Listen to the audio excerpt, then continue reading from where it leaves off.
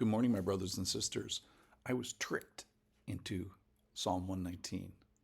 So I've been asking my friends what their favorite psalm is and doing this little series, the Psalms of my friends, and then endeavoring to give them some sort of treatment in this podcast. So the good news is that a dear sister pointed me to Psalm 119. Now I come at the Bible pretty simply. I open it up, I read it a bunch, and then I listen to what it's saying first, and then I listen to what it's saying to me, and then I make a podcast, and hopefully it's an encouragement to you. Now, nobody told me about the treasure that is Psalm 119. Now, it's repetition from various points of view as to the wonder that is the Word. So, absent this push, I probably wouldn't have chosen the longest psalm to do in this particular format. But here, having gotten this push, here we are, having been tricked into doing it.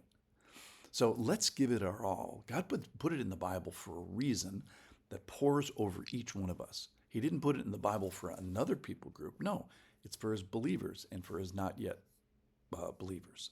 So yesterday we stumbled on the greatest purity verse in the entire Bible, Psalm 119, verse 9 and 11. How can a young man keep his way pure? By guarding it according to your word. I have stored up your word in my heart that I may not sin against you. So the point there is you're going to struggle with porn unless you love something more. And you probably won't have purity until you love something more. And the conviction that you must have to want not to sin against you, the Lord. So why are we doing this? Well, we study your ways, God's ways, so that it can affect my ways. So Psalm 119 has this great structure with 22 stanzas in it. Each one has 8 verses. And today it's an acrostic, A, B, C, D. We're in the C here this morning. Verse 17, deal bountifully with your servant, that I may live and keep your word. Open my eyes, that I may behold wondrous things out of your law. I am a sojourner on earth. Hide not your commandments from me.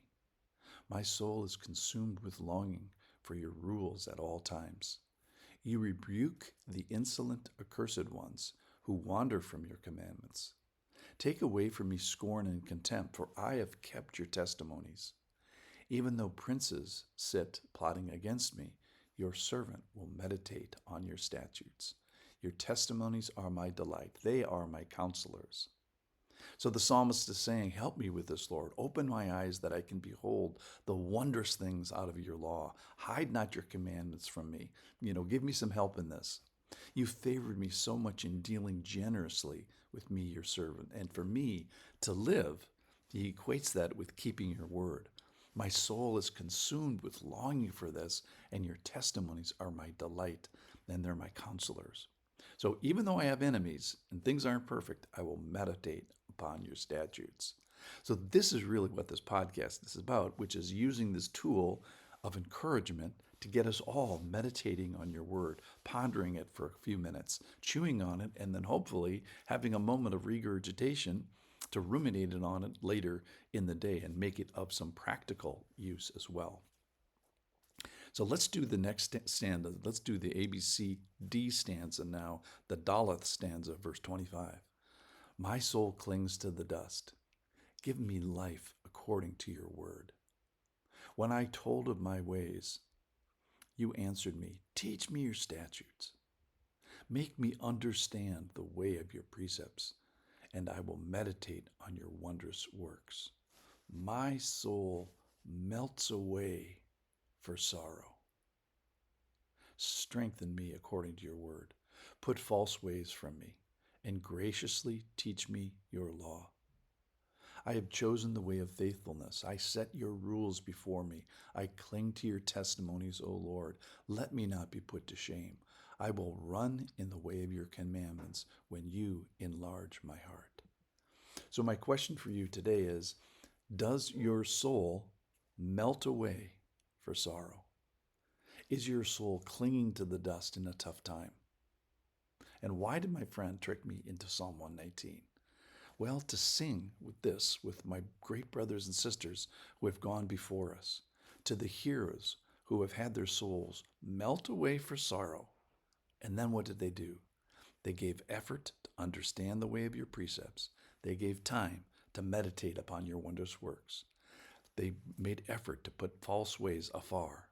They gave graciousness to be taught your law. They gave volition to choose the way of faithfulness. They gave tenacity to cling to your testimonies. And they gave wings to run in the way of your commandments. When? Well, Psalm 119 tells us that. Even when my soul melts away for sorrow. So I'm glad that I was tricked into Psalm 119, and I'm glad that you were tricked with me. So today the verse that I want to capitalize is verse 28. When do we commit and dedicate ourselves to the Lord? When times are perfect, well, that's great. But verse 28, my soul melts away for sorrow. Strengthen me according to your word. And I think today, this psalm probably finds a few of us who have souls melting away for sorrow. If so, Psalm 19 is for all of us. Thanks for listening.